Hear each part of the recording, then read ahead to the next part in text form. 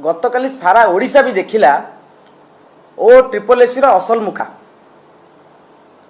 आमे आगु बारंबार अभियोग करके आसलु कि केउ भली भाव में ओ ट्रिपल एसी जो एग्जाम कंडक्ट करुच्ची ता देहरे केउ भली भाव में व्यापक अनियमितता होउछि दुर्नीति होउछि।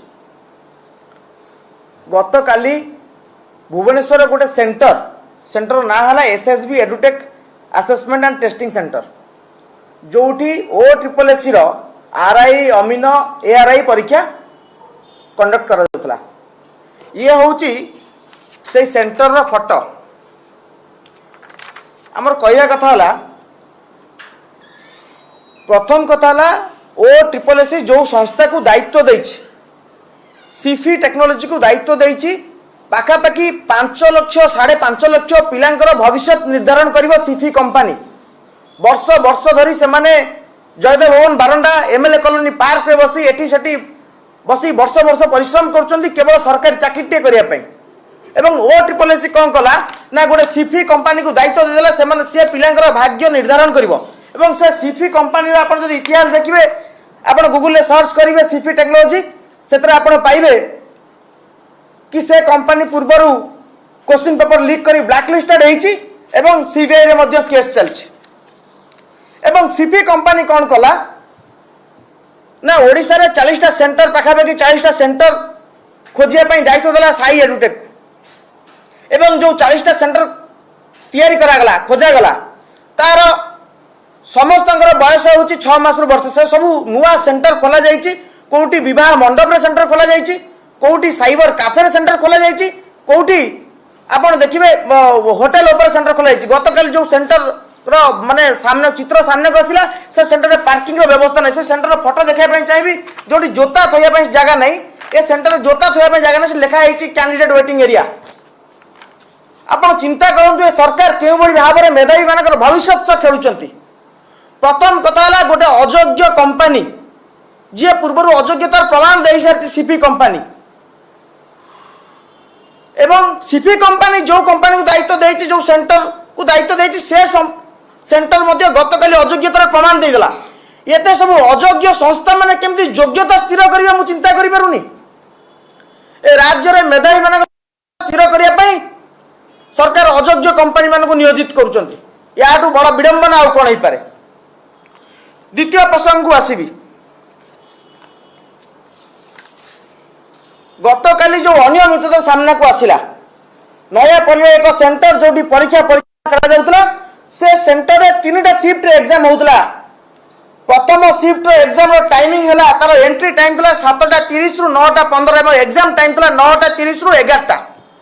एवं द्वितीय शिफ्ट रे एंट्री टाइम थला मैंडेटरी थला 10:30 रु 12:15 एवं तार एग्जाम टाइम थला 12:30 रु दिन 2टा।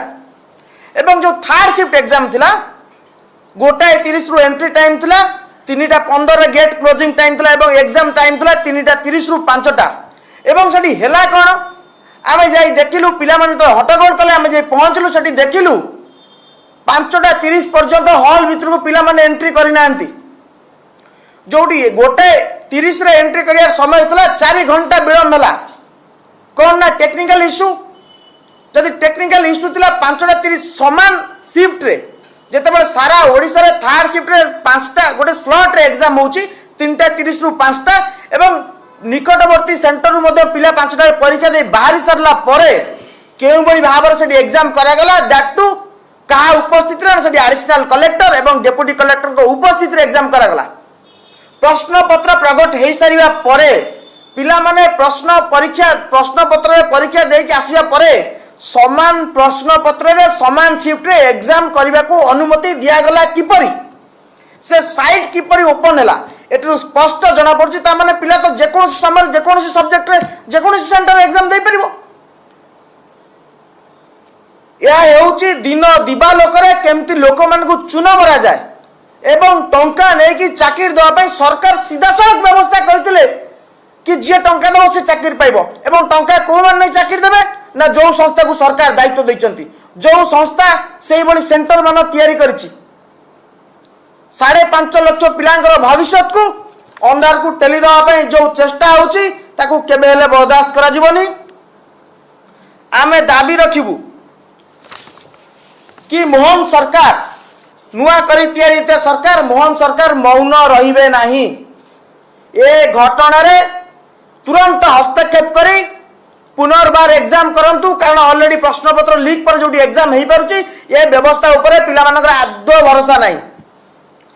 द्वितीय कथा होची सेही सेंटर गत कालीठू एभली घटना घटिलानी गोटे विडंबना। एटा छात्र ओडिशा इतिहास रो एजुकेशन सिस्टम रे परीक्षा परिचालना सिस्टम रे गोटे विडंबना।